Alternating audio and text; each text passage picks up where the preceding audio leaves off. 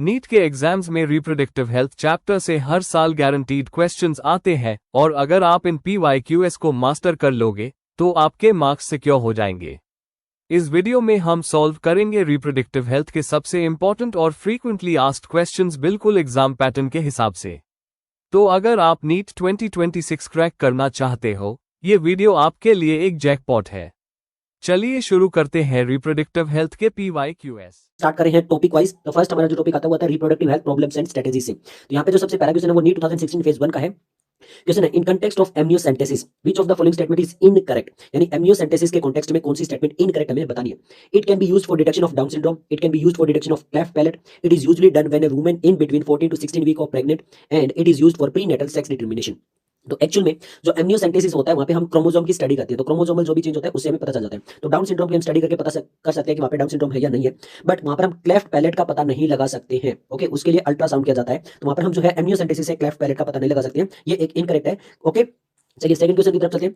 Which of the following can not be detected in a developing foetus by amniocentesis. तो amniocentesis के द्वारा हम कौन सी चीज को डिटेक्ट नहीं कर सकते। नीट 2013 का क्वेश्चन है। डाउन सिंड्रोम, जॉन्डिस, क्लिनफेल्टर सिंड्रोम या फिर सेक्स ऑफ द फीटस। तो अभी बताया था कि जो आपका जो भी क्रोमोसोमल स्टडी है वो हम एमनियोसेंटेसिस से कर सकते हैं। तो डाउन सिंड्रोम, क्लिनफेल्टर सिंड्रोम और सेक्स ऑफ द फीटस ये सब कुछ आ जाता है आपके क्रोमोसोमल स्टडी के अंदर, बट जॉन्डिस जो है वो इसमें नहीं आता है, तो जॉन्डिस का पता नहीं लगा सकते हैं। ओके, नेक्स्ट थर्ड क्वेश्चन है the permissible use of the technique of amniocentesis is what, यानी जो एमनियोसेंटेसिस की टेक्निक है उसमें किस चीज की यूज के लिए परमिशन मिली हुई है। Detecting the sex of the unborn foetus, artificial insemination, transfer of embryo into the uterus of a surrogate mother या फिर डिटेक्टिंग एनी जेनेटिक एब्नॉर्मेलिटी। तो कोई भी जेनेटिक एब्नॉर्मेलिटी को डिटेक्ट करने के लिए जो परमिशन मिली हुई है एमनियोसेंटेसिस के लिए, तो आंसर आ जाएगा option D, AIPMT 2010। Okay, fourth question है fetal sex can be determined by examine cells from the amniotic fluid by looking for. जो है हम एमनियोटिक जो फ्लूइड होता है एमनियोसेंटेसिस के अंदर हम ये एग्जामिन कर रहे होते हैं, तो किस चीज को पता लगा सकते हैं, किस तरह से पता लगा सकते हैं कि फीटल का सेक्स क्या है। क्या हम काइजमाटा को देख सकते हैं या फिर काइनेटोकोर या फिर बार बॉडीज या फिर ऑटोसोम को देखकर।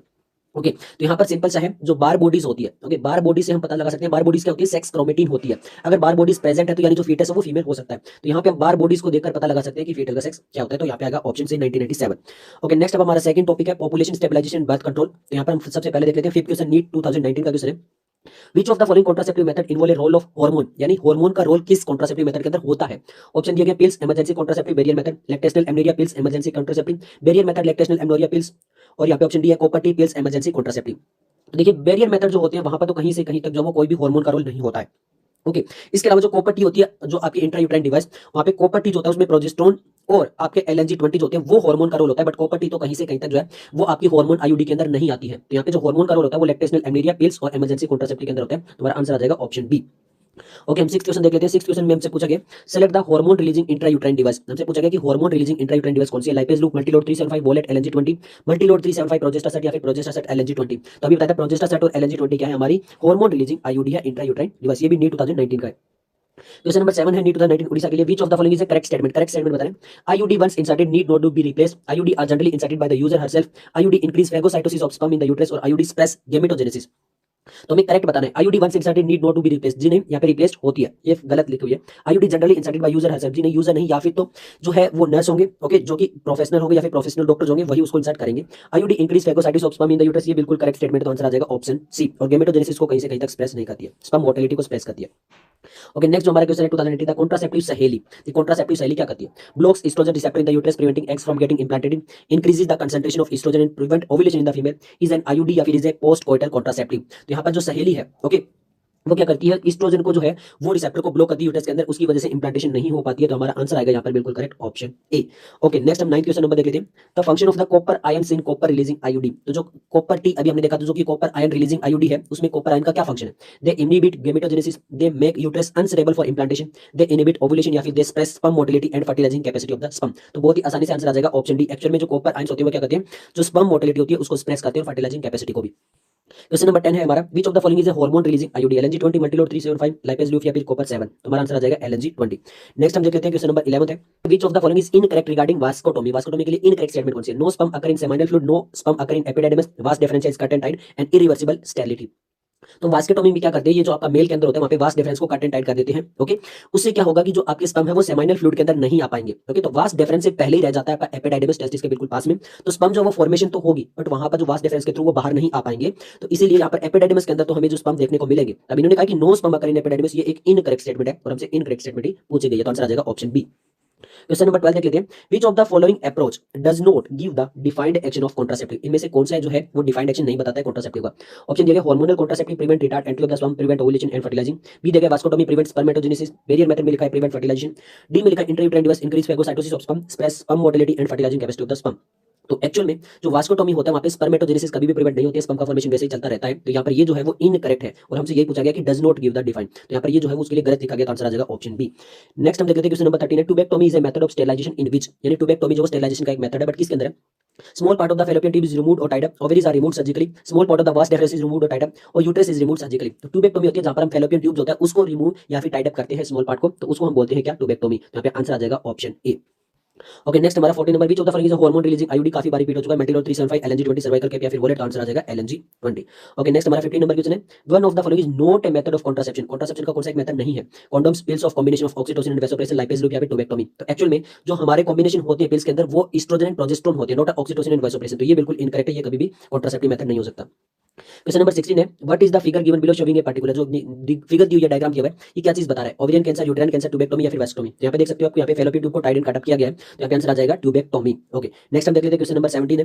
Which one of the following is the most widely accepted method of contraception in India, सबसे मोस्ट वाइडली कॉन्ट्रासेप्शन मेथड कौन सा इंडिया के अंदर at present, cervical cap, tubectomy, diaphragm या फिर आईयूडी। तो एक्चुअल में जो मोस्ट वाइडली एक्सेप्टेड है वो है आईयूडी, इंट्रायूटेराइन डिवाइसेस का बहुत ज्यादा यूज किया जाता है इंडिया के अंदर, तो हमारा आंसर आ जाएगा ऑप्शन डी।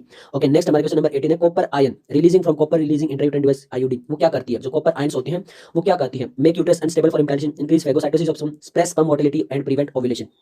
तो हम पहले भी देख चुके हैं कि जो कॉपर आयंस होते हैं वो क्या करते हैं, जो आपकी स्पर्म मोटिलिटी होती है उसको स्प्रेस कर देते हैं। ओके तो हमारा आंसर आ जाएगा ऑप्शन सी। अब हम चलते हैं 19 नंबर क्वेश्चन की तरफ। 19 नंबर जो है वो मैच द कॉलम क्वेश्चन हमसे पूछा गया है।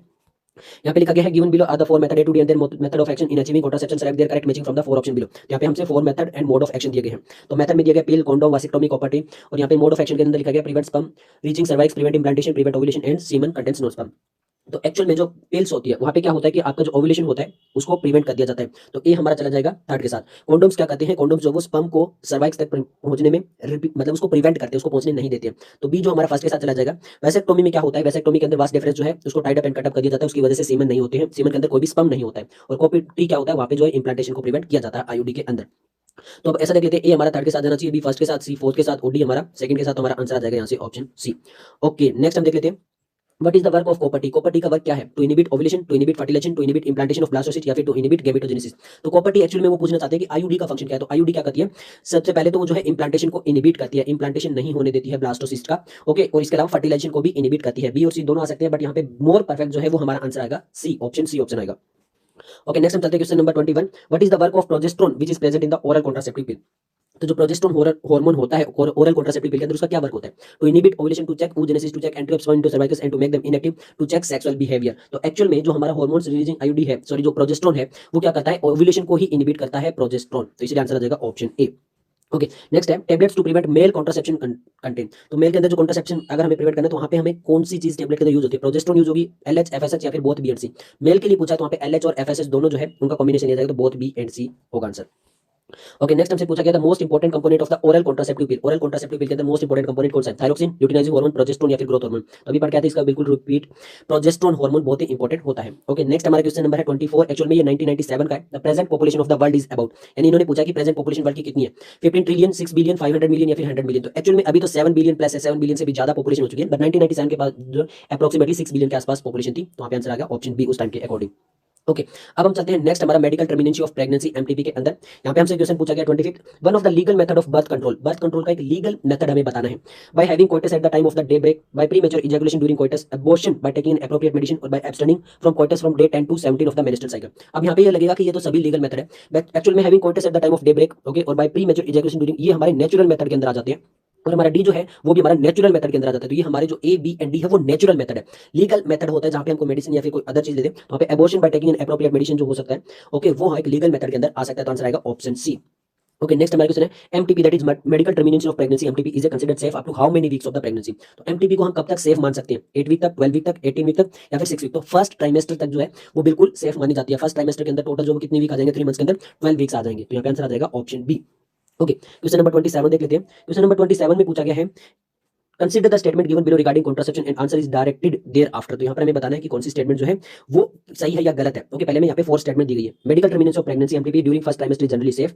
सेकंड स्टेटमेंट लिखी गई है generally chances of conception are nil until mother breast feed the infant up to 2 years. Third statement लिखी गई है intrauterine device like copper T are effective contraception. And fourth लिखी गई है contraception pills may be taken up to 1 week after coitus to prevent conception. Which one of the above statement are correct. तो हमें बताना है कि ऊपर वाले में से कौन सी 2 स्टेटमेंट जो है वो बिल्कुल करेक्ट है।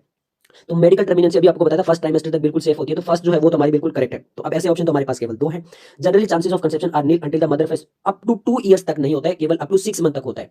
2 इयर्स तक नहीं होता है इन्फेंट को, अगर वो 6 मंथ मेनली जो होता है तो 2 इयर्स अगर नहीं होता, केवल 6 मंथ होता, तो ये हमारी स्टेटमेंट जो बिल्कुल करेक्ट हो जाती है। बट अप टू 2 ईयर तक ये चीजें नहीं होती है। Intrauterine device like copper T are effective contraception, ये बिल्कुल करेक्ट है। थर्ड हमारी बिल्कुल करेक्ट है। तो फर्स्ट करेक्ट है, थर्ड करेक्ट है, हमारे यहाँ पे आंसर आ जाएगा option A. Contraception pill may take up to 1 week after coitus to need जी नहीं, इतना नहीं होता है। तो यहाँ पे हमारा आंसर आ चुका है। ओके, नेक्स्ट हम चलते हैं सेक्सुअली ट्रांसमिटेड इन्फेक्शन यानी एसटीआई की तरफ से। यहाँ से हमारा नीट 2020 में क्वेश्चन आ चुका है, क्वेश्चन नंबर 28 है। Select the option including all sexual transmitted disease. तो हमें यहाँ पे बताना है कि कौन सभी में जो सेक्सुअल ट्रांसमिटेड डिजीज किस किस के अंदर आती है। Gonorrhoea, syphilis, genital herpes, gonorrhoea, malaria, genital herpes, AIDS, malaria, filariasis, cancer, AIDS and syphilis. तो कैंसर हमारी एसटीआई नहीं होती, मलेरिया नहीं होती है, तो आंसर आ जाएगा option A. Gonorrhoea, syphilis, genital herpes होती है वो एसटीआई होती है, एसटीडी होती है, तो हमारा आंसर आएगा ऑप्शन ए।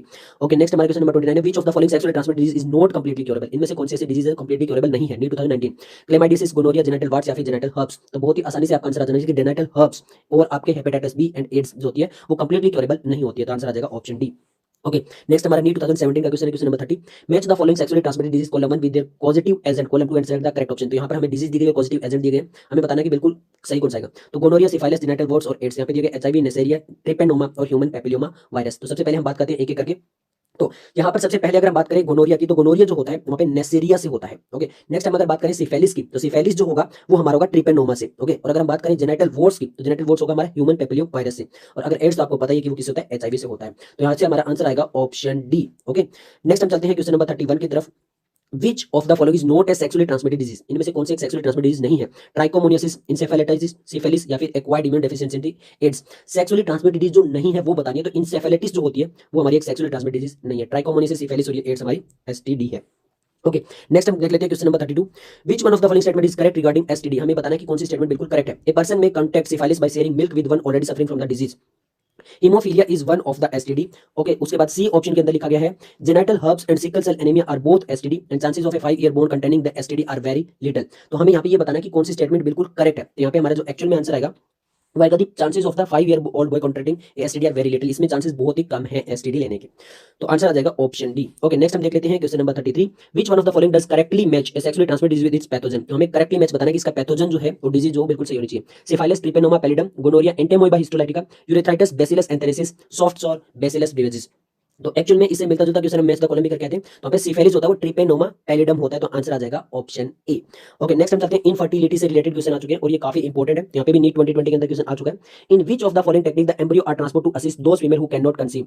तो इनमें से कौन सी जो टेक्निक है वो यूज की जाती है एम्ब्रियो आर ट्रांसफर। यहाँ पे याद रखना एम्ब्रियो को ट्रांसफर करने के लिए gift, IUT, gift and gift, ICSI and gift, GIFT and ICSI. तो एक्चुअल में यहाँ पे आंसर आएगा आपका जिफ्ट यानी जाइगोट इंट्रा फैलोपियन ट्रांसफर या फिर इंट्रा यूट्राइन ट्रांसफर। यहाँ पर ये जो चीजें होती है वहां पर एम्ब्रियो का ट्रांसफर के द्वारा हम जो वो करते हैं, तो आंसर आएगा यहाँ पे ऑप्शन ए। और आपको पता होना चाहिए कि एनसीईआरटी में जो भी शॉर्ट फॉर्म आपको अच्छे से याद रहनी चाहिए।